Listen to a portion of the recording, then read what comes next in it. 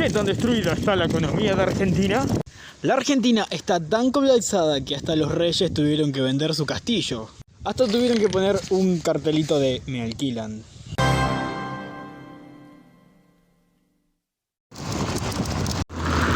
Esto es un día trabajando como repartidor de pedidos ya. Ponete cómodo porque arranca. Si no, no. Hay que esperar, ahora hay que esperar y ahora hay que esperar. Por costumbre siempre espero en mostaza, pero que yo un pedido. Arre. Gente, me olvidé de mostrar cuando sacaba el pedido, pero bueno, ahora ya tengo que entregar un pedido. Básicamente me confundí de... no era de este lado, era de aquel, así que tengo que cruzar. Vamos a cruzar caminando. Estamos llegando al punto de destino. Ya soltamos una orden porque era muy pesada para mí, me llega a estar último, así que vamos para el centro, no va a ver si llega otra cosa. Llegó una orden. ¡Encontramiento, vamos! Pero tenemos que buscar la orden, maldita sea. Está muy lejos igual, pero bueno. Vamos, Cleta Beach, tú puedes.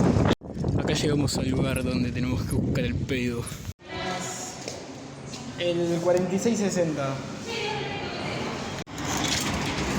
Ahora tenemos que ir para el lugar que no me acuerdo dónde es. Así sé dónde es, así que vamos por ello. Ya nos metimos en contramano. El video, youtuber casi muere siendo atropellado. Youtuber muere tras ser atropellado por un auto mientras iba a hacer un reparto en contramano. El chabón también trabajaba en pedido ya. Estoy haciendo publicidad gratis, loco, ojalá me paguen. Tardaron en buscar el pedido, nos vamos a adentrar en las inmediaciones del hiper para buscar comida. Me acaban de retar por no tener el rijo arriba. Qué cara que están las cosas, por Dios.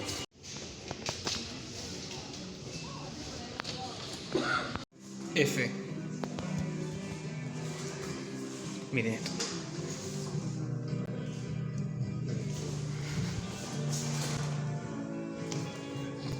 No anda. Arre. Efecto tardío.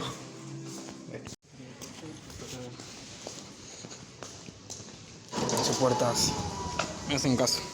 Vamos a dejar el video hasta acá porque